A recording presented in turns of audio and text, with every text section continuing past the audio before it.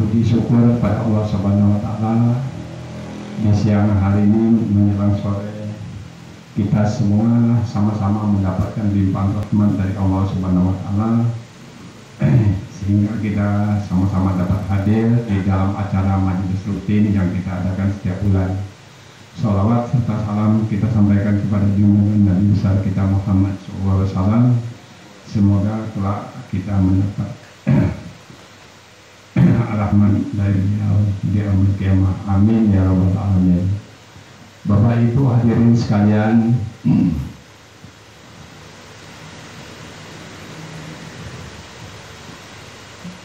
yang semestinya masih banyak yang bakal hadir, tapi karena mengingat waktu sebentar lagi menjelang asar, nah apa kita mulai dan nanti yang lainnya menyusul.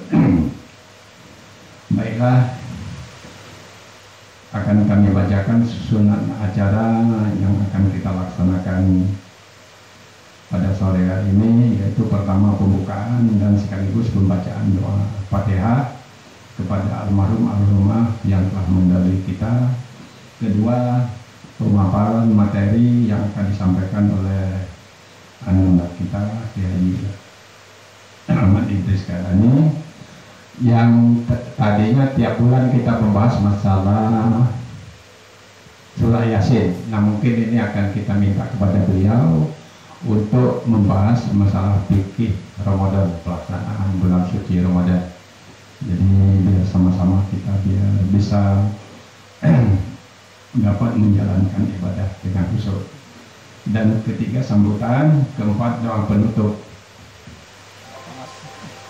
Baiklah Bapak-bapak Ibu sekalian, acara ini kita buka dengan pembacaan nama kitab Nabi Muhammad SAW Al-Fatihah. A'udzubillahiminasyaitonirrajim. Bismillahirrahmanirrahim. Alhamdulillahirabbil alamin arrahmanirrahim maliki yaumiddin. Iyyaka na'budu wa iyyaka nasta'in. Ihdinas siratal mustaqim. Siratal ladzina an'amta 'alaihim ghairil maghdubi 'alaihim waladdallin. Amin.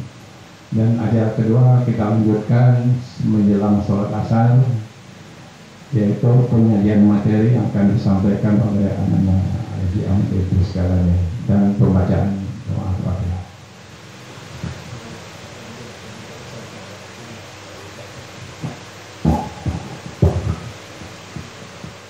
Assalamualaikum warahmatullahi wabarakatuh. Waalaikumsalam. Alhamdulillah wa sallallahu wa sallam ala rasulillah wa ala alihi wa sahbihi wa man wala. Wala hawla wa la quwata illa billah. Subhanaka la ilma lana illa ma 'allamtana innaka antal alimul hakim. Wala hawla wa la quwata illa billah. Rabbi shrah li sadri wa yassir li amri warfa' li qadri wahlul 'uqdatam min lisani yafqahu qawli wahdi qalbi wa saddid lisani bi jahi sayyidina Muhammadin sallallahu alaihi wa alihi wasallam. Wa ba'd. Alhamdulillah, kita bersyukur kepada Allah Subhanahu wa taala pada kesempatan yang penuh keberkahan ini. Di sore hari ini kita bersama-sama hadir dalam kajian rutin kita sebulan sekali di Majelis Taklim Keluarga Besar Belimbing Lubai, yang insyaallah mudah-mudahan selain menambah pengetahuan, memperluas wawasan, juga mempererat silaturahim di antara kita, dan tentunya ini tidak lain dan tidak bukan kita harapkan akan menambah keberkahan dan rahmat dari Allah Subhanahu wa taala, insyaallah. Amin ya rabbal alamin. Seperti yang tadi sudah disampaikan oleh ayahanda kami Haji Ahmad Khairani, karena kita ini sudah mendekati tibanya bulan suci Ramadan dalam hitungan hari yang mungkin lebih dari 1 pekan, tidak sampai 10 hari lagi kita akan memasuki bulan suci Ramadan. Maka alangkah baiknya materi kita pada sore hari ini akan membahas sedikit banyak seputar hukum-hukum yang terkait dengan puasa di bulan Ramadan. Yang pertama yang perlu kita pahami, dan juga saya rasa ini juga sering-sering kita dengar, bahwa Ramadan hadir di dalam 1 tahun tujuannya adalah untuk mendidik kita, melatih kita memanage diri kita dalam rangka memperbaiki diri menjadi lebih baik lagi. Seperti yang sudah kita bahas di dalam surat Yasin pada beberapa waktu yang lalu, yang menjadi problem manusia di dalam kehidupannya adalah dirinya sendiri, yang dalam hal ini adalah hawa nafsunya. Karena itulah Allah Subhanahu wa Ta'ala memberikan kepada kita perintah puasa, tujuannya adalah untuk memanage, tujuannya adalah untuk menata, tujuannya adalah untuk mendidik hawa nafsu kita agar kitalah yang mengendalikannya, bukan sebaliknya hawa nafsu tersebut menjadi liar dan justru mengendalikan kita. Dan salah satu cara yang paling efektif tidak ada lain dan tidak bukan adalah berpuasa, menahan diri dari makan dan minum, menahan diri dari hasrat seksual, sehingga meskipun secara hukum hal-hal ini hukumnya halal, boleh dilakukan, tetapi kita tahan diri kita untuk tidak melakukannya. Maka di sini ada unsur takdib, ada unsur kitalah yang menata, kitalah yang mengatur dari hawa nafsu tersebut. Karena itulah di dalam prinsipnya pengertian puasa itu, pengertiannya dalam bahasa artinya adalah al-imsak, ya. As-saum al-imsak, puasa itu di dalam bahasa artinya adalah al-imsak, menahan diri. Imsakun maksus biniyatin maksusa fi waktin maksus fi awqatin maksusa. Ya, yang dimaksud dengan puasa itu adalah menahan diri dari beberapa hal yang bersifat spesifik, yaitu makan, minum, kemudian hasrat biologis, hubungan seksual, di waktu-waktu yang sudah ditentukan, yaitu dari semenjak terbitnya fajar sampai tenggelamnya matahari. Jadi di waktu itu. Ya. Kemudian biniyatin maksusah, harus disertai dengan niat. Inilah secara syariat yang dimaksud dengan puasa yang Allah firmankan di dalam Al-Quran, ya ayyuhalladzina amanu kutiba alaikumus syiyam. Nah, puasa ini sendiri sebenarnya melibatkan dua unsur yang ada pada diri manusia. Pertama, unsur raga, badan kita, fisik kita, tidak makan dan minum. Dan yang kedua, melibatkan unsur hati yang di dalamnya ada iman dan keyakinan kita kepada Allah Subhanahu wa Ta'ala. Nah, karena itulah Allah berfirman dalam Al-Quran, ya ayyuhalladzina amanu, yang dipanggil, yang disuruh adalah orang-orang yang beriman. Di mana letaknya iman? Iman letaknya di hati. Ya. Nah, jadi orang yang ada unsur imannya, artinya di situ dilibatkan keimanannya supaya menundukkan raganya untuk patuh kepada perintah Allah, yaitu perintah puasa. Nah, karena itulah puasa yang sukses, puasa yang berhasil itu kata Rasulullah SAW, yang nanti secara otomatis menggugurkan dosa-dosa kita yang lalu adalah puasa yang dasarnya adalah iman. Nah, kalau hanya sekedar tidak makan dan minum saja, ya, tidak didasari oleh keimanan, tidak didasari oleh keyakinan, tidak didasari oleh ketulusan, laisa lahu min siyamihi illa ju'wal atas. Dia tidak akan dapatkan kecuali hanya lapar dan dahaga saja. Jadi paling pokok puasa itu juga selain kita objeknya adalah fisik kita, tapi yang sangat berperan adalah keyakinan kita kepada Allah. Yang sangat berperan adalah ketulusan hati kita kepada Allah. Karena itu Rasulullah SAW bersabda, man shoma ramadhana imanan wa ihtisaban ghufira lahu ma taqaddama min dhanbi.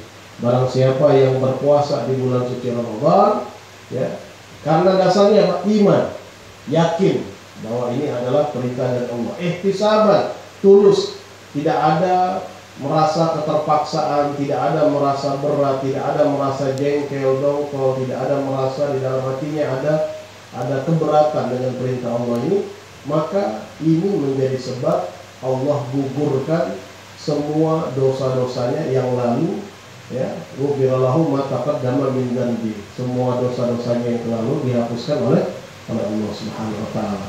Nah, karena berangkat dari iman dan ihtisab, maka tentunya orang yang punya iman, yang punya ketulusan, berupaya pasti ingin memberikan yang terbaik dengan ibadah puasanya ini.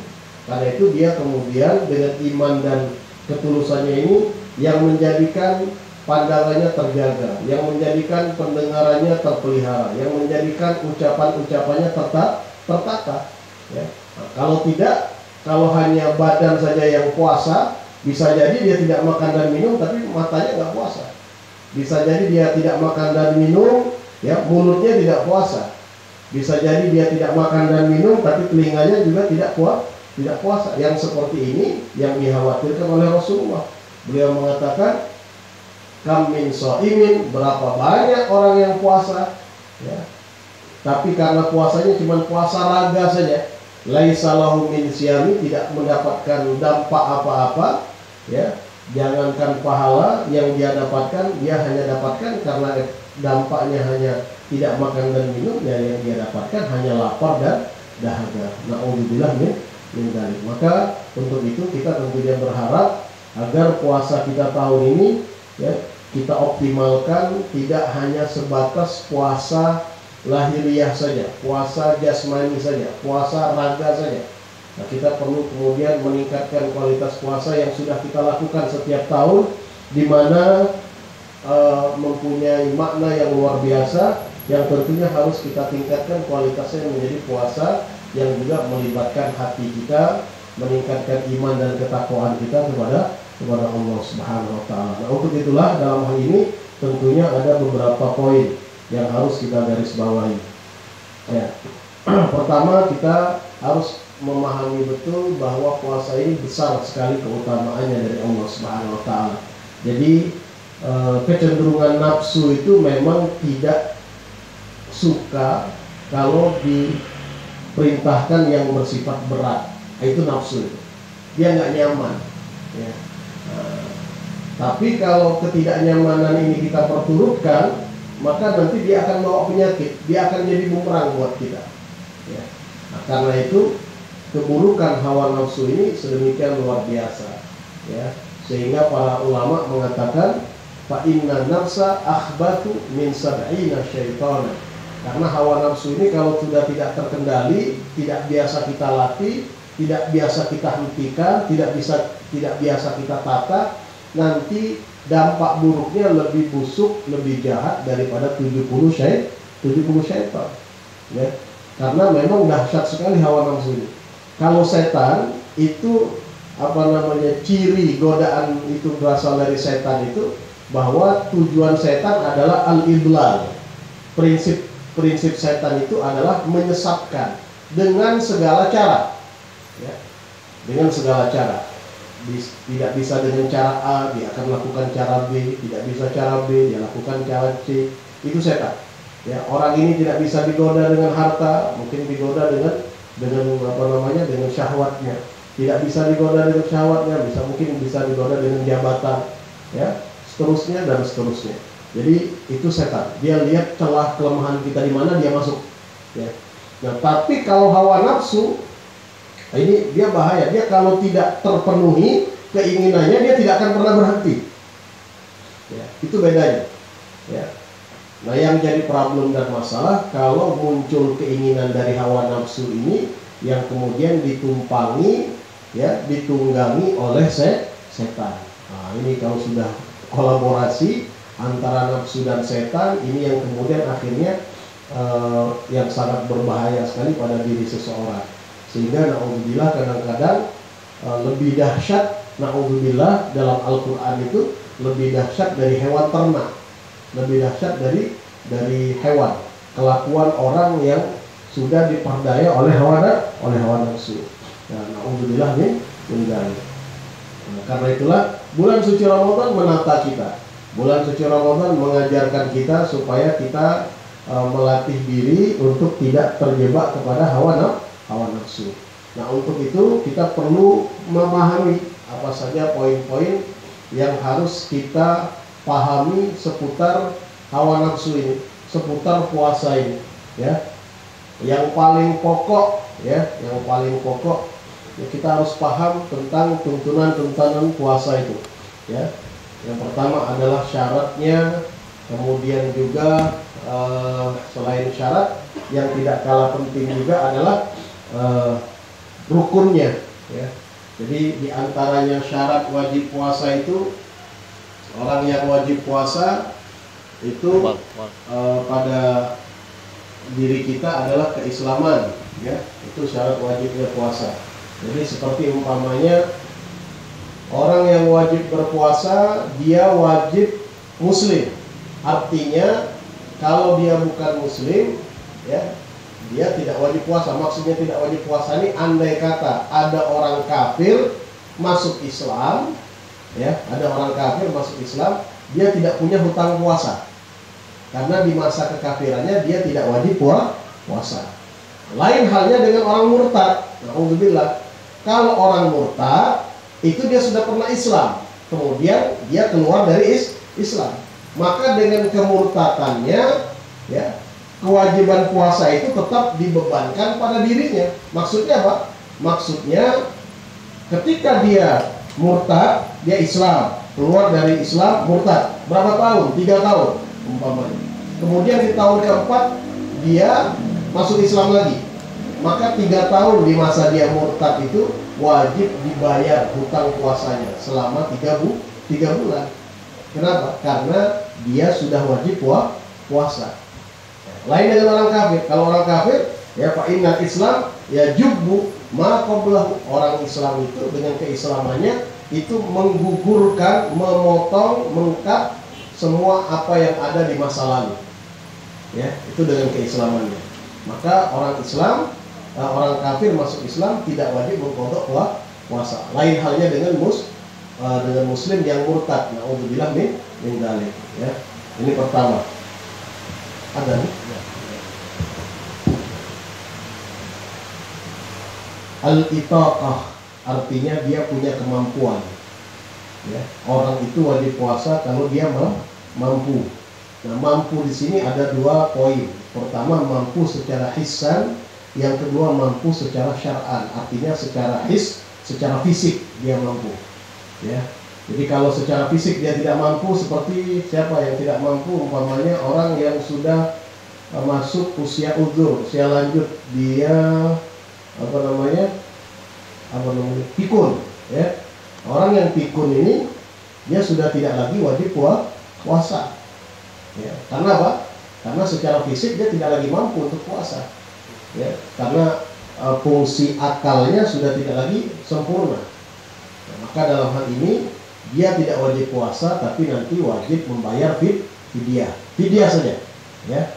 Kemudian juga orang yang kena penyakit yang menaun, yang tidak mungkin sembuh. Ya, di bulan Ramadan dia tidak sanggup puasa, di luar Ramadan juga dia tidak sanggup puasa. Kalau diperintahkan qadha untuk bayar hutang, nggak mungkin juga di Ramadan saja tidak bisa, apalagi di bulan yang lain. Seperti umpamanya kena penyakit akut, ginjal yang akut, ya, atau mah yang yang sudah menaun, yang menurut keterangan dokter ini sudah parah, ya, stadiumnya sudah tinggi. Maka dalam hal ini orang yang seperti ini secara hukum dia dikatakan tidak mampu untuk puasa. Maka orang yang seperti ini, jika menurut keterangan dokter yang muslim, yang kredibel, bisa dipercaya, maka dalam hal ini dia tidak wajib lagi puasa. Nah, ada lagi tidak mampu, kalau tadi tidak mampu secara fisik, ini tidak mampu secara hukum.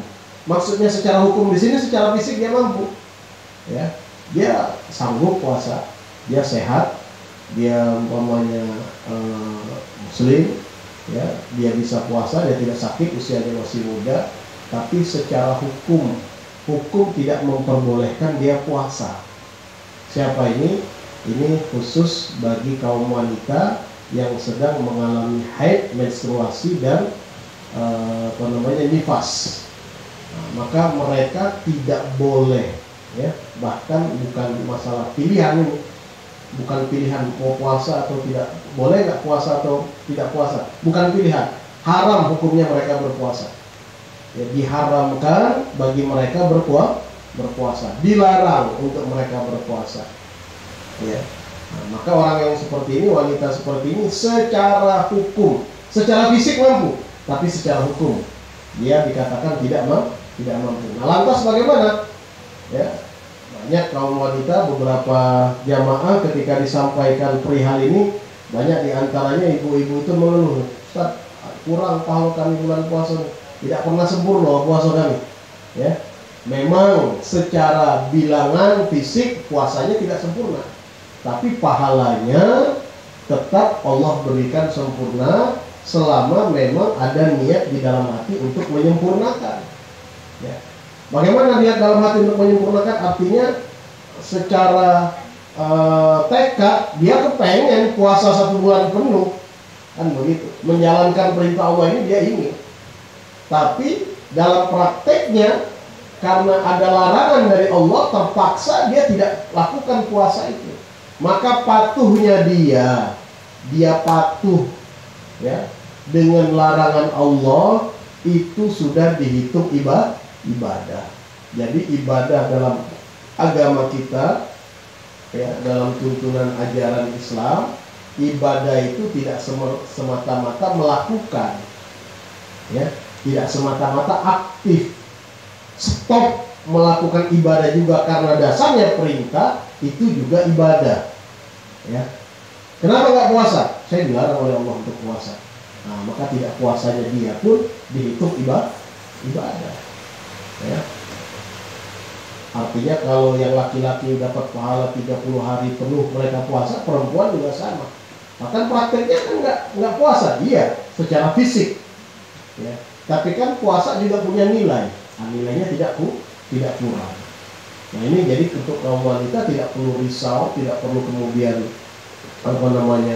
merasa kecil hati karena kadar puasanya secara kuantitas berkurang, tidak berkurang. Karena itulah Allah berfirman dalam Al-Quran, illalladzina amanu wa amilus solihati falahum ajrun ghairu mamnun.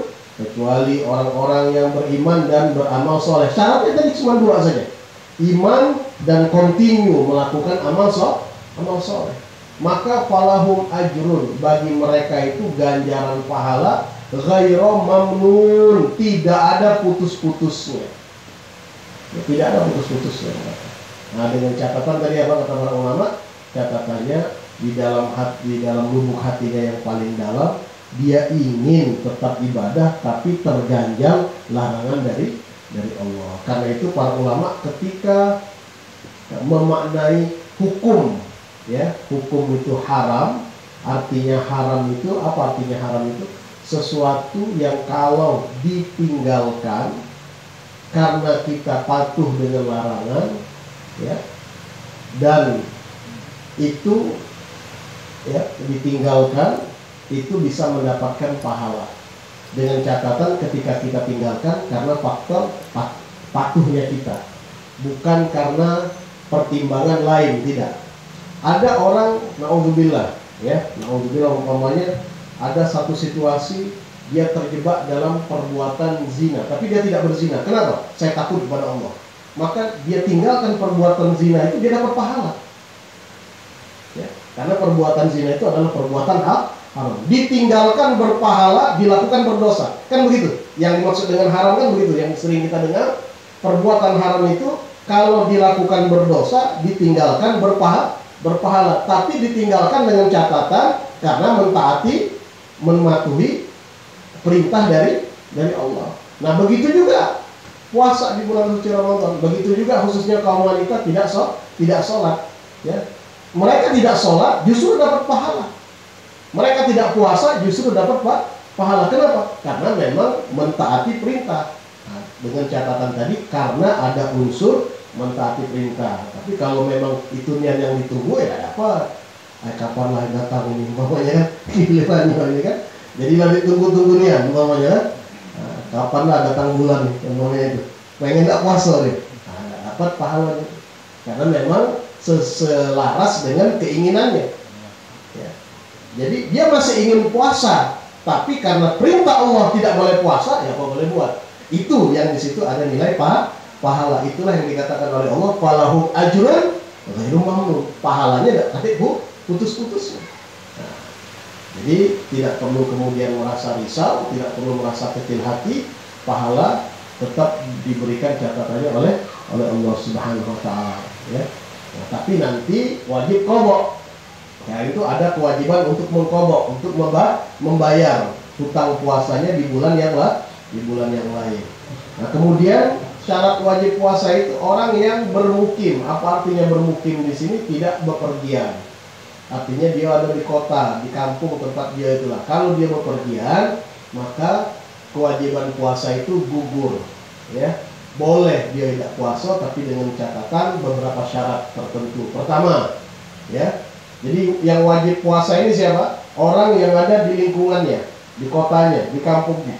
Kalau dia bepergian, musafir, maka boleh hukumnya. Ya, bukan wajib tidak puasa, boleh dia tidak puasa. Tapi kalau ditanya mana yang lebih baik, puasa lebih baik. Wa antasumu khairul lakum. Allah jawab dalam Al-Quran. Tapi kalau kamu mau puasa, puasa itu lebih baik. Nah, bagaimana dengan musafir yang ingin melakukan satu perjalanan? Boleh mereka tidak puasa dengan beberapa syarat. Pertama, bahwa perjalanannya ini bukan perjalanan yang haram, bukan perjalanan yang ada unsur maksiat. Perjalanannya ini perjalanan mubah. Mau silaturahmi, ketemu keluarga, mau umpamanya jemput keluarga yang ada di luar kota, mau lihat orang tua yang sedang dalam keadaan sakit. Ini perjalanan-perjalanan yang boleh, ya. Tapi kalau perjalanan itu haram, ya, perjalanan itu ada unsur dosa, unsur maksiat, maka dia tidak boleh mengambil keringanan untuk tidak puasa. Umpamanya dia nak berjudi di Jakarta. Kenapa di Jakarta berjudi? Pas bulan puasa, ada puasa yang musafir, tidak baca. Ya. Karena apa? Karena ada unsur maksiat. Nah, kemudian syaratnya yang kedua, orang yang musafir itu boleh tidak puasa dengan catatan kalau perjalanannya itu dia mulai sebelum subuh.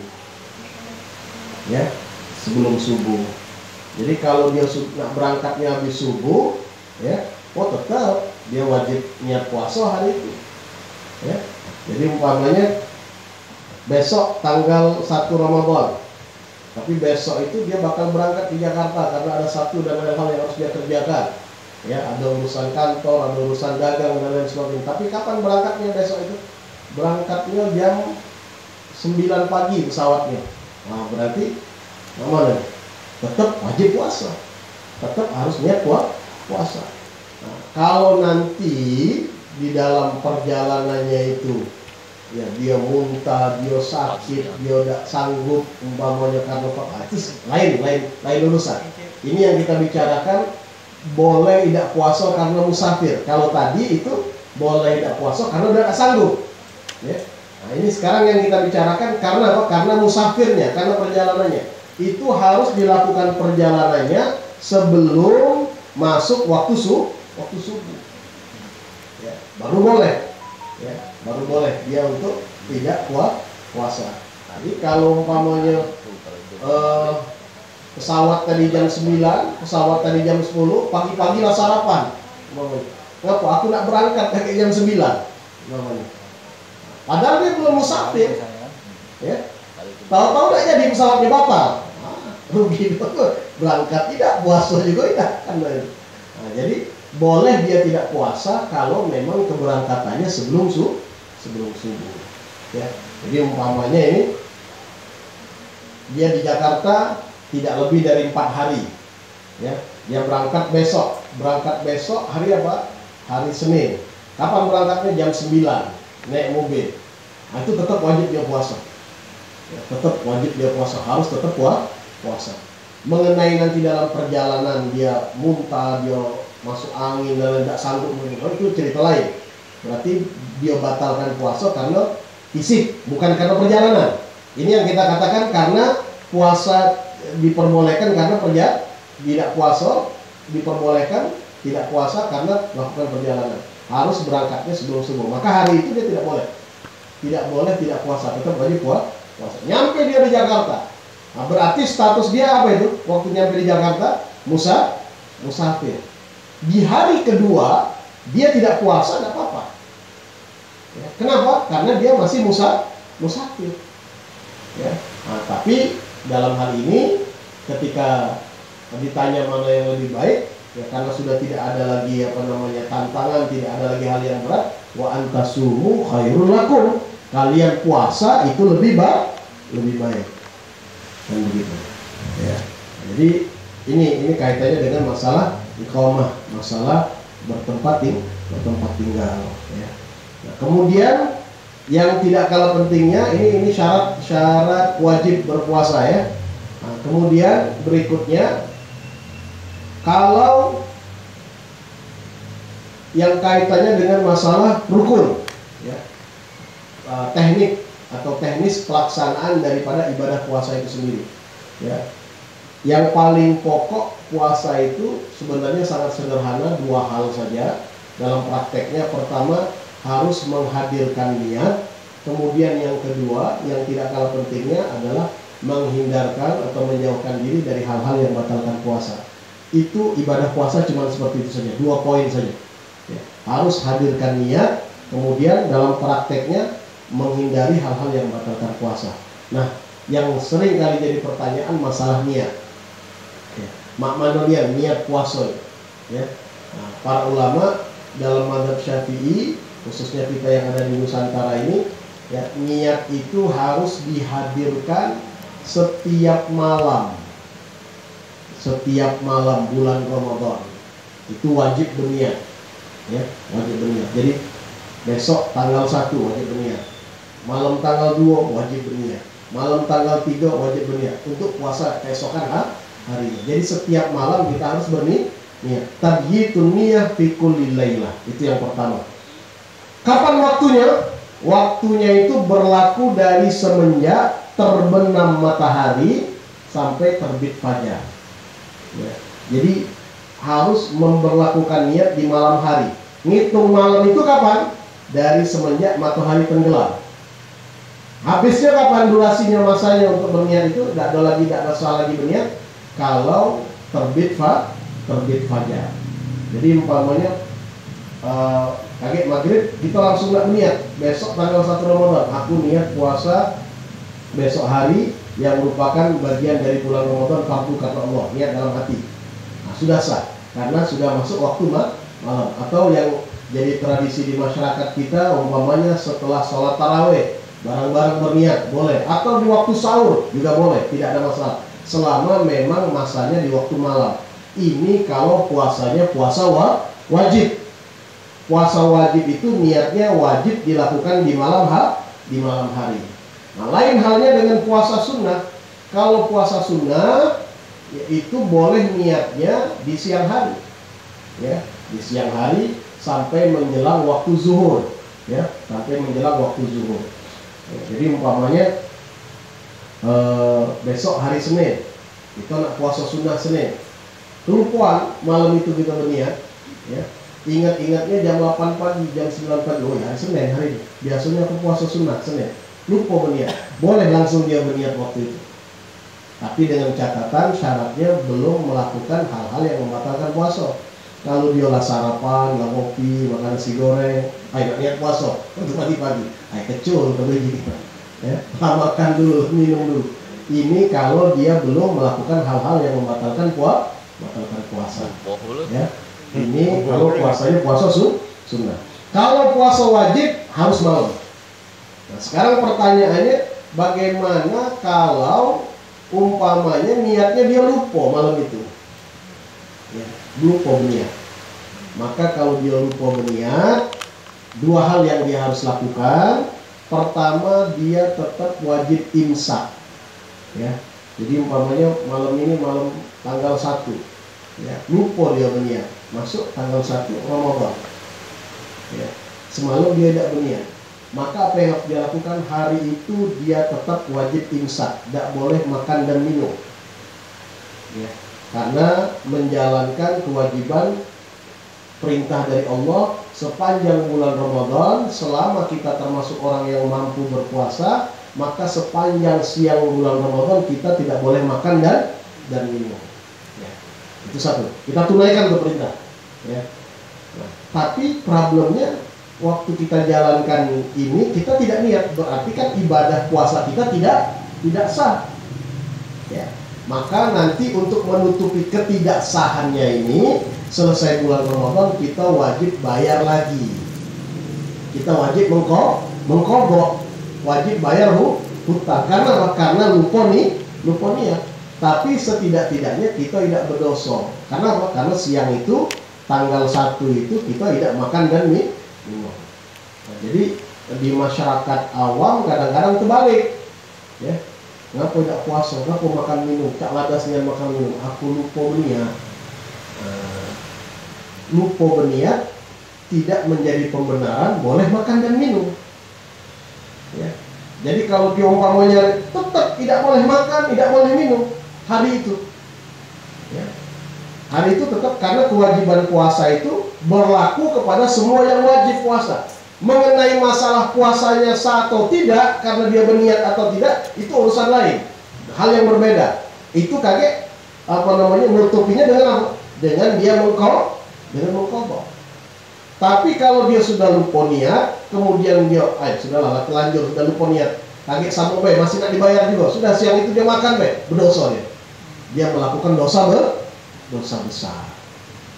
Nah, ini juga berlaku dengan siapa? Dengan orang yang umpamanya sahur ngira masih malam, ya. Betulan listrik mati, masjid di sebelah mikrofonnya tidak bunyi, pintu tertutup, masih gelap, mendung pula hujan, makanlah dia, ya. Pas lagi makan tahu listrik hidup, uanglah sudah apa berzikir, Allahumma ajirna, lagi makan, Allahumma ajirna minan nar. Nah, ini mana?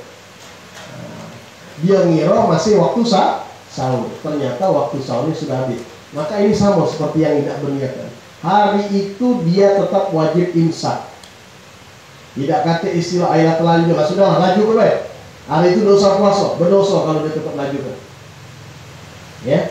Tapi kalau dia stop, ya, dia artinya makan dan minumnya itu di luar apa? Di luar pengetahuan dia, maka dia tidak berdosa. Dan dia tetap harus lanjutkan puasanya, imsaknya, tidak makan dan minum. Namun, kakek di luar bulan suci Ramadan, dia wajib mengkodok. Ya, ini untuk orang yang apa? Untuk orang yang salah, ya, mengira masih waktu masih waktu malam, ternyata sudah siang. Atau terbalik, mengira waktu buka padahal belum. Beduk Jakarta, laju dia makan, pokoknya begitu. Ya, TV ini TV Jakarta, ya, dikiranya sudah masuk, ternyata belum. Lalu lanjut makan, ya, batal puasanya, hukum puasanya tetap batal. Tapi kakek dia wajib mengkodok. Ini masalahnya. Nah, kemudian yang terkait juga dengan masalah niat ini, sebagian yang sering ditanyakan mengenai niat 1 bulan penuh. Ya, kalau dalam mazhab Imam Maliki itu beliau memperbolehkan, menganjurkan supaya kita cukup niat puasa Ramadan itu di malam pertama saja. Sementara berbeda dengan pandangan yang berlaku di kita di sini. Yang di Indonesia, mazhab Imam Syafi'i, setiap malam harus berniat. Nah, kalau mazhab Maliki tidak, dia cuma malam pertama baik. Malam pertama itu aku niat puasa Ramadan 1 bulan penuh. Ya, ada sering kita dengar seperti itu kan? Nawaitu shoma Ramadan kullahu. Aku niat puasa Ramadan 1 bulan penuh. Nah, kalau dalam pandangan kita itu tidak cukup. Ya, kita harus niat setiap malam. Alasannya apa? Karena setiap hari itu ibadah yang independen, ibadah yang terpisah, yang tidak ada hubungannya dengan hari sebelumnya, yang tidak ada hubungannya dengan hari setelahnya. Artinya, kalau kita niat puasa tanggal 1 kita niat, tanggal 2 kita niat, tiba-tiba ibu di tanggal 7, ya, setelah 6 hari puasa, tiba-tiba di tanggal 7 datang bulan, datang tamu, menstruasi, haid namanya, ya, maka puasa yang di tanggal 7 itu kan batal, tidak sah, ya. Itu tidak mempengaruhi puasa di tanggal berapa? 1, 2, 3, 4, 5, 6. Karena terpisah dia, tidak ada hubungannya ya. Karena tiap malam dia berniat. Nah ini jadi problem kalau niatnya itu cuma malam pertama. Kalau dia niat cuma malam pertama berarti habis itu puasanya yang satu. Karena cuma sekali itulah dia meniat. Ternyata realitanya dia ada puasa 1 bulan penuh. Nah karena itulah para ulama kita mazhab Syafi'i menekankan bahwa niat itu harus setiap malam ya. Nah, kalau diilustrasikan sama seperti sholat ya. Sholat 5 waktu itu ya. Sholat zuhur ada niatnya ya, diawali dengan takbir, diakhiri dengan salam, selesai. Sholat asar ada niatnya, kan begitu. Setiap kita sholat ada. Nah puasa juga itu, setiap hari dia ada niat ya. Bermula dengan terbit fajar, berakhir dengan tenggelam matahari, selesai. Jadi tidak ada kaitannya dengan setelah dan sebelumnya ya. Karena itulah diwajibkan niat tiap malam ya. Ini kaitannya dengan masalah niat. Nah, kemudian yang kedua, menghindari hal-hal yang membatalkan puasa. Yang paling pokok makan, minum, dan hubungan seksual. Itu yang paling utama, yang paling pokok. Nah, mungkin ini sekilas garis besar tentang hukum puasa di bulan suci Ramadan, persiapan kita untuk menyambut tibanya bulan suci Ramadan. Selanjutnya sebelum kita tutup dan sholat asar, mungkin ada yang ingin ditanyakan, kami persilakan. Wallahu a'lam. Baiklah Bapak-Bapak, Ibu-Ibu, penyampaian materi sudah selesai dan ini sesi kedua. Kita persilakan kepada Ibu-Ibu atau Bapak-Bapak yang mau bertanya, silakan. Bertanya kakak belakang. Ya Allah, maju ya. Ini kan apa? Ini.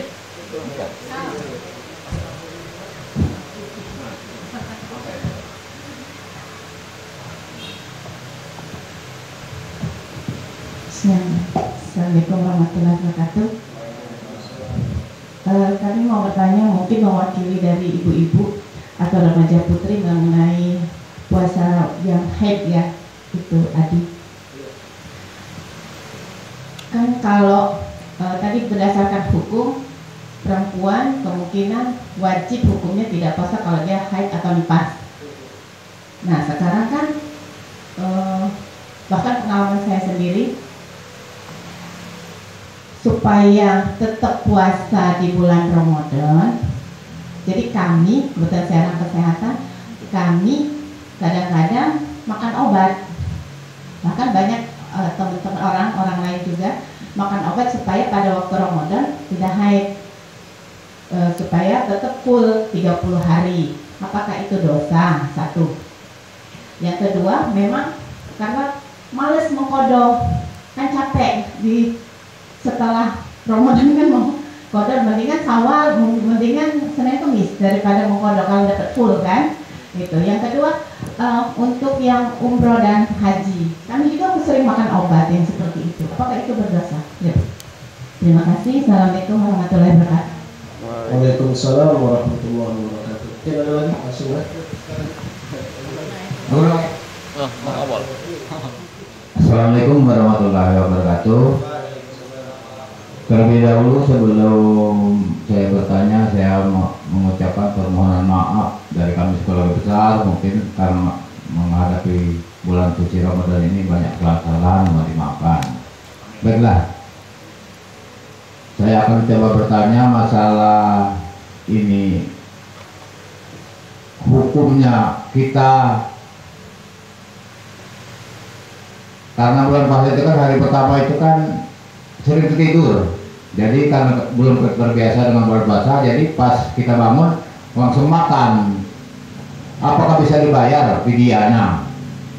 Itu yang pertama. Kalau yang kedua, masalah awal puasa itu kan kalau zaman dulu di dusun, sebelum benang merah dan benang putih dan benang hitam bisa dibedakan, maka kita masih bisa buka puasa, makan sahur.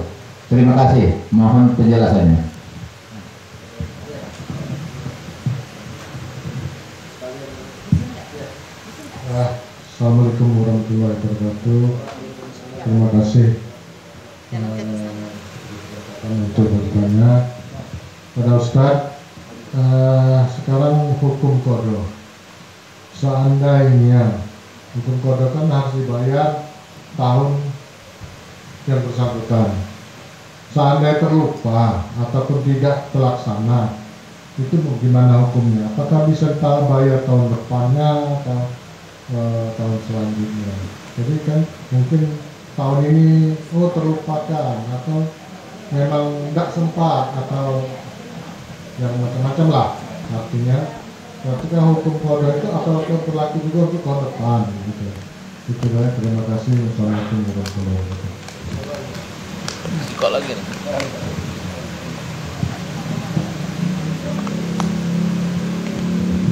Banyak tanya. Terima kasih. Assalamualaikum warahmatullahi wabarakatuh. Mungkin ini yang mau saya tanyakan Pak Ustadz ya. Sekarang ini kalau sedang pandemi corona nih Pak ya. Nah terus ada program vaksin nih Pak.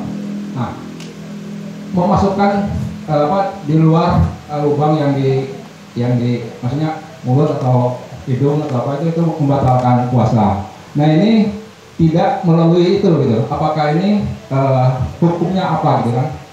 Apa memasukkan cairan ke dalam tubuh tapi ini. Nah, ini hukumnya apa ini? Terima kasih. Assalamualaikum warahmatullahi wabarakatuh.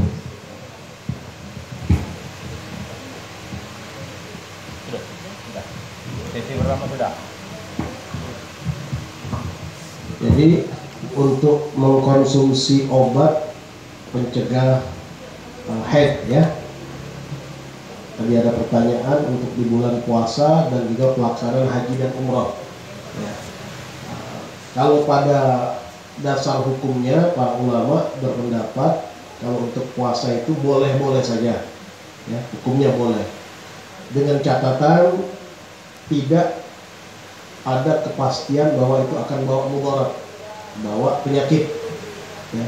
Karena biasanya kalau dengan pakai suntik atau makan obat itu nanti akan mengganggu kestabilan ya, yang akhirnya akan bawa kondisi yang tidak normal dengan pendarahan dia. Tapi kalau dia yakin ya tidak ada bawa masalah seperti itu, karena nanti yang jadi khawatir itu tiba-tiba nanti pendarahannya jadi tidak teratur. Nah, ini jadi lebih problem lagi ya. Dan ini juga berlaku pada perempuan yang sedang tunaikan haji dan umroh. Tapi kalau haji dan umroh itu memang tingkatan kebutuhannya lebih mengarah untuk diperkenankan karena memang kita tidak setiap saat tinggal di sana, kan begitu. Karena kan umpamanya sudah mau dekat masa tinggal di situ kita harus pulang, sementara kita belum suci, itu kan problem, jadi masalah.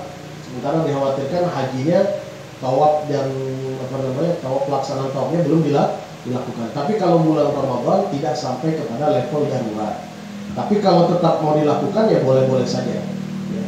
Nah, sebenarnya dengan jalankan secara alami itu lebih baik sebenarnya, ya.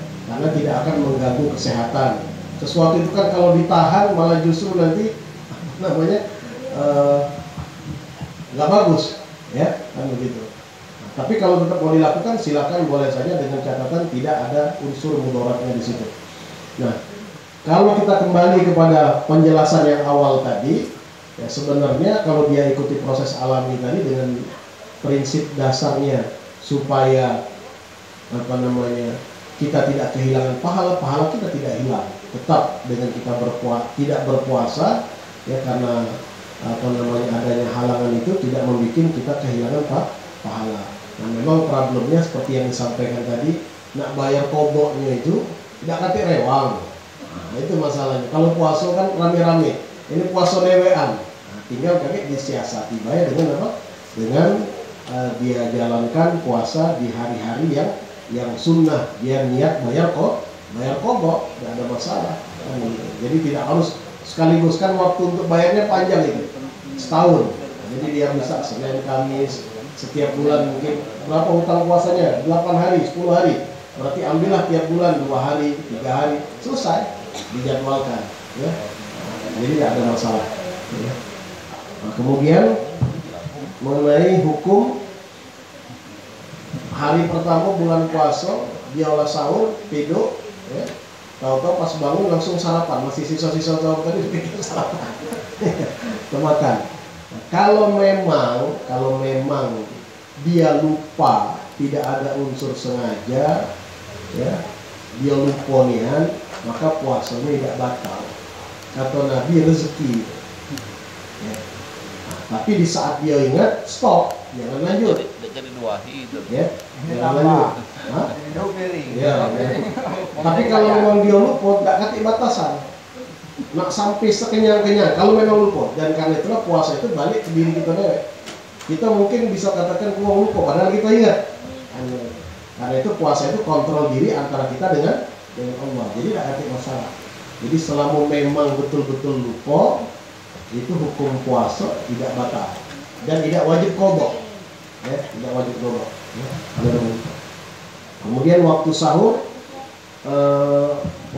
itu kalau kita sekarang kan bukan zaman seperti zaman dulu. Kalau zaman dulu tidak ada informasi tentang waktu imsak, jam berapa dan lain sebagainya. Listrik juga belum banyak waktu itu kan.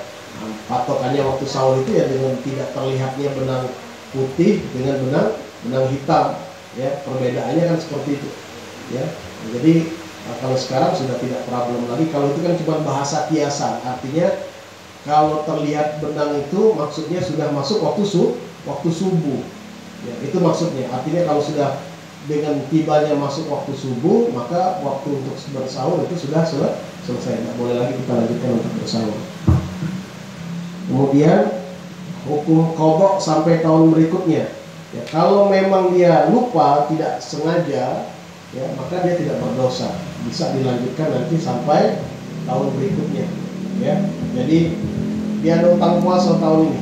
Ya, utang puasa tahun ini. Dan biasanya ini terjadi pada ibu-ibu. Pada masa yang sama, Ramadan dia tidak puasa karena dia hamil. Ya, dia hamil. Tidaklah dia puasa. Mungkin puasanya berapa hari, habis itu dia tidak sanggup. Ya. Setelah hamil, tidak lama dia melahirkan. Habis melahirkan nyusui anak pula. Tidak puasa lagi dia. Ya. Sampai puasa lagi tahun depannya, belum terbayar utangnya. Karena dia masih nyusui anak. Maka dalam hal ini dia tetap wajib untuk mengqadha di tahun berikutnya. Tetap, ya.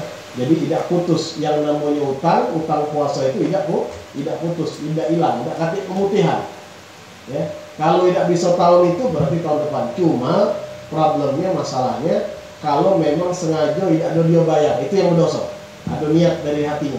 Tapi kalau dia ada niat dari hatinya bayar, kemudian dia lupa atau ada satu dan lain hal yang menghalang dia untuk puasa, maka tidak berdosa dan dia harus bayar lagi di tahun berikutnya. Di dalam mazhab Syafi'i, ya, dalam mazhab Syafi'i itu ada yang namanya bayar plus, bayar fidyah kalau sudah lewat setahun. Ya. Jadi umpamanya dia utang puasa tahun kemarin. Ya. Masuk puasa ini ada masih utang 3 hari belum terbayar. Maka habis lebaran utang 3 hari itu dia harus bayar juga dengan 3 mud. Dengan memberi makan fakir miskin, ya, 3 orang, karena dia 3 hari, setiap orang harus dikasih 1 mud. Atau umpamanya uang itulah uang yang sama, 1 fakir miskin dikasih 3 mud. 3 mud itu kurang lebih 7 ons. Ya, 1 mudnya itu 7 on, artinya tidak sampai 1 kilo, berarti kurang lebih 2 kilo sekian, ya, sekian on. Itu harus dia keluarkan. Di samping dia wajib bayar qadha puasa. Ya. Jadi lewat tahun tetap wajib mengqadha. Kemudian hukum vaksin di bulan puasa. Vaksin itu kan masukkan cairan ke tubuh, ya. Nah, masukkan cairan ke tubuh itu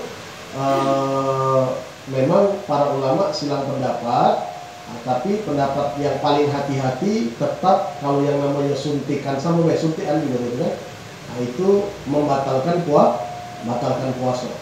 Tapi kalau umpamanya kondisinya darurat, tidak bisa dilakukan di malam hari, dan juga harus pada hari itu juga karena memang harus sesuai dengan jadwal. Karena kalau tidak sesuai dengan jadwal, umpamanya kakek penggunaan vaksin yang sebelumnya mentah, tidak terpakai, atau kakek ada dampak tidak bagus di badan, maka dia harus divaksin di hari itu juga, padahal itu bulan Ramadan.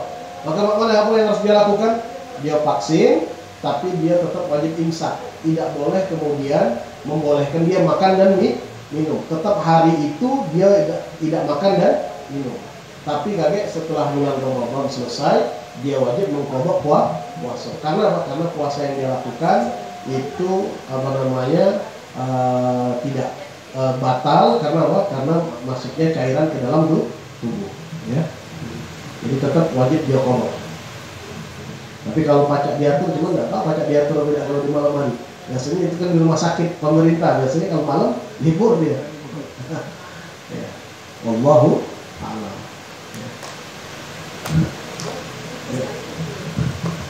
Berada kedua Assalamualaikum warahmatullahi wabarakatuh. Ini Ustaz, soal biasanya penetapan lebaran kan ada barang gitu. Ada yang masih tanggal 1, ada tanggal 2. Kemudian kadang di Mekah itu sudah lebaran, kita masih puasa. Nah itu kira-kira panduan kita tuh yang pas itu kemana? Kadang apakah pemerintah atau ke yang lain-lain? Terima kasih. Para ulama di dalam kitab-kitab fikih mereka yang punya otoritas, punya wewenang dan bertanggung jawab itu pemerintah. Selama kita berada dalam satu pemerintahan yang sah, maka kita ikuti saja pemerintah. Jadi tidak susah-susah gitu. Ya. Karena kalau Mekah bukan jadi patokan. Ya. Waktu sholatnya beda dengan kita. Ya. Beda, artinya kita tidak bisa jadikan patokan di situ. Karena itu patokan yang dilakukan oleh Rasulullah itu apa kata beliau? Puasalah karena kalian melihat bulan, ya, dan melihat hilal, ya, dan berbukalah dengan kalian melihat bulan. Nah, kalau umpamanya itu tanggal, kan biasanya di tanggal 29, malam tanggal 30. Kalau kelihatan berarti hari itu Ramadan tahun itu 29 hari. Maka besoknya tanggal 1. Tapi kalau tidak kelihatan, sempurnakan. Fa in humma alaikum, kalau mendung sehingga tidak ada kelihatan bulan, sempurnakan menjadi 30 hari. Nah, ketika kita berada di satu lingkungan, di satu wilayah yang di situ ada pemerintahan dan orang-orangnya orang Islam, maka dalam hal ini kita cukup berpatokan dengan patokan pengumuman dari pemerintah. Sudah selesai, ya. Jadi kita tidak usah bingung. Ya, jangan bingung kemudian pendapat ini pendapat itu, cukup ikuti atur pengumuman dari pemerintah setempat. Ya, Allah. Ada lagi yang lain? Ya, silakan. Ini ketemu lagi bulan Juni ya. Assalamualaikum warahmatullahi wabarakatuh. Nah, kami kembalikan lagi ke masalah qadha tadi. Tadi qadha terhadap puasa. Nah, yang akan kami tanyakan ini qadha terhadap sholat. Kita ketahui, mungkin sadar semua bahwa sholat itu diwajibkan pada saat kita memasuki umur akhir baligh. Nah, sedangkan kita ini kadang-kadang sholat ini salah baru-baru ini lalu 30 tahun nggak sholat. Nah, bagaimana kita untuk membayar sholat kita yang ketinggalan pada saat dari akhir baligh sampai kita sadar bahwa sholat ini? Terima kasih. Jadi masalah qadha ini memang ada beberapa pandangan para ulama dan mereka mengacu kepada peristiwa-peristiwa yang terjadi pada masa Rasulullah. Ada sebagian para ulama berpendapat kalau yang sudah lewatlah, gitu. Maka apa yang dilakukan? Yang dilakukan adalah memperbanyak ibadah sunnah. Nah, cuma masalahnya itu kan hutang, ya, hutang kepada Allah kata Rasulullah itu lebih berhak untuk diselesaikan. Kalau dikatakan dengan memperbanyak sunnah, berarti tidak ada kejelasan berapa niat yang kita untuk menyelesaikan. Kalau nominalnya ketahuan kan lemah. Jadi kan tidak lemah juga kita punya utang, ya, punya utang umpamanya sekian dengan orang, kemudian dosa dibayar. Pokoknya kau tiap hari ke rumah, tidak lemah kan? Artinya tidak selesai utang sampai kapan? Tapi kalau diselesaikan sekian harus selesaikan. Nah, karena itu ketika terjadi satu peristiwa pada masa Rasul SAW di dalam kitab Muwatta Imam Malik, ya, Imam Malik ini jaraknya dekat dengan Rasulullah. Jadi beliau generasi ketiga, sahabat, ya, kemudian tabi'in, dan beliau generasi beliau. Beliau ini bawakan sebuah hadis yang terjadi pada masa Rasulullah, ya, yang kemudian oleh mazhab Imam Syafi'i itu dijadikan salah satu acuan bahwa wajib mengqadha. Pengertian qadha itu apa artinya? Qadha itu membayar, melakukan sholat bukan pada waktunya. Sholatnya sudah habis waktunya, nah, kemudian dia sholat lagi, maka sholat itulah disebut sholat qadha. Pada waktu itu Rasulullah SAW baru selesai pulang dari perjalanan perang, ya, kemudian beliau singgah di satu tempat. Para sahabat semuanya penat, capek. Kemudian karena capek, Rasulullah pesan, siapa yang nak jago malam, supaya kita besok pagi sholat subuh jangan kesiangan. Ada sahabat saya ya Rasulullah, nah, sudah jago malam. Yang lain tidur, termasuk Rasulullah tidur semua. Subhanallah, mendekati waktu subuh yang jago malam tadi ngantuk juga, ya. Dia ngantuk, tiduran, ya. Jadi waktu dia bangun, seluruh orang ini, satu orang bangun, matahari sudah terbit. Berarti waktu subuh sudah habis. Nah, apa yang dilakukan oleh Rasulullah? Nah, yang dilakukan oleh Rasulullah adalah beliau kemudian ajak para sahabat untuk pindah dari tempat itu, dan kemudian mencari tempat lain. Kemudian beliau berwudu, kemudian beliau ajak para sahabat semuanya sholat lagi, sholat subuh. Artinya apa? Artinya inilah dasar adanya qadha sholat. Tidak beliau katakan ya sudah lewat, kita istighfar, minta ampun, kemudian selesai kita perbanyak sholat sunnah, tidak. Ya. Yang namanya hutang tetap dibayar. Nah, sekarang bagaimana kalau itu kan cuma sekali, lemah. Nah ini sudah sekian tahun kan. Mana ini caranya? Nah dalam hal ini para ulama juga mengatakan ya, solusinya. Yang pertama, dia harus betul-betul niatkan dalam hati, tekad kuat ke depan semenjak dia mulai tergerak hatinya untuk istiqomah dalam sholat. Dia tekadkan dalam hatinya, mulai saat ini saya akan jaga betul sholat saya. Ya, artinya dia betul-betul minta ampun, bertobat kepada Allah, istiqomah dia ke depan. Itu satu. Kemudian yang kedua, bahwa dia coba data kira-kira berapa banyak hutang sholatnya, perkirakan saja, ya.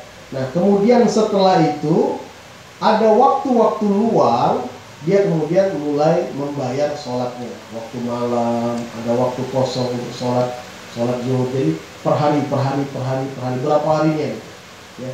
Mungkin sepanjang umurnya tidak selesai, ya. Sepanjang umur tidak kan selesai karena saking banyaknya. Sekarang umur sudah 60, sisa umur umpamanya tinggal 34 tahun lagi. Utang sholat kita umpamanya 30 tahun umpamanya, rasanya tidak bakal selesai.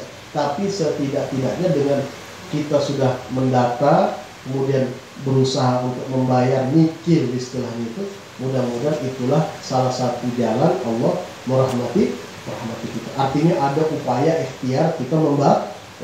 Kalau tidak selesai kan, kalau berhutang, dia tidak niat bayar hutang, itu yang berdosa. Ya, ini dalam urusan hutang harta, dia berhutang tapi dalam hatinya dia berniat tidak akan bayar, itu yang. Tapi kalau dia berhutang dan niat dalam hati akan bayar, andai kata dia mati belum sempat bayar hutang, Allah nanti yang akan selesaikan urusan antara dia di hari kiamat, karena dia ada niat untuk membayar. Nah, begitu juga dengan sholat tadi, dia sudah ada niat, dia sudah inventarisir, dia sudah ikhtiar, mengangsu, kemudian ajal mendahuluinya, maka sisanya itu insya Allah masuk dalam area rahmat dari Allah Subhanahu Wa Taala. Nah, karena itulah sebagian para ulama juga biasanya di bulan Ramadan dijadikan salah satu sarana atau arena untuk memperbanyak qadha sholat, ya, qadha sholat di masa-masa yang lalu. Dan waktunya tidak terbatas, kapan baik. Tidak harus nunggu qadha zuhur, nunggu waktu zuhur, tidak. Kapan baik? Umpamanya zuhur sekarang, maghrib lagi nak qadha, silakan, nggak ada masalah. Ya namanya bayar utang. Ya, ada orang datang ke rumah tengah malam jam 1. Kalau dia nak bertamu, kita tolak. Tapi kalau nak bayar utang, oh silakan. Ini kalau sudah urusan utang, tidak kate waktunya. Itulah kira-kira. Ya. Ini pandangan dalam mazhab Syafi'i. Kalau dalam pandangan pendapat ulama lain mengatakan, sebagian yang saya sering dengar, itu cukup dengan memperbanyak sholat sunnah. Cuma problemnya sampai kapan? Kita akan tetap terbeban, kan begitu? Ya, tetap akan terbeban. Rasul-rasulnya kalau diganti dengan yang lain itu masih belum lapang. Tapi kalau sudah utang sekian, sudah kita bayar langsung, sudah ketahuan langsung. Konten sekian. Ya, wallahu a'lam bishawab. Mudah-mudahan Allah Subhanahu wa taala panjangkan umur kita, berkahi sisa-sisa hari di bulan Sya'ban ini, dan insya Allah Allah panjangkan umur sehingga kita bisa masuk bulan Ramadan yang akan datang. Dan insya Allah mudah-mudahan bulan Ramadan ini kita hadapi, kita sambut dengan hati sukacita, dengan kelapangan hati, dengan ibadah yang banyak, sehingga insya Allah bisa menutupi kekurangan-kekurangan kita di bulan-bulan yang lain, insya Allah. Amin ya rabbal alamin. Wallahu a'lam bishawab. Rabbana taqabbal minna innaka antas samiul alim wa tub alaina innaka antat tawwabur rahim. Allahumma ya man waffaqa ahlal khair lil khair wa anahum alaihi wa fitna lil khair wa inna alaihi. Allahumma barik lana fima bagiya min Sya'ban wa balighna Ramadan wa aina 'ala siyam wal qiyam wa tilawatil Qur'an wa hafadna min jami'il dhunubi wal atham ya arhamar rahimin. Wa sallallahu ala sayyidina Muhammadin wa alihi wasallam walhamdulillahi rabbil alamin. Wassalamualaikum warahmatullahi wabarakatuh. Kita bacakan Al-Fatihah, doa kepada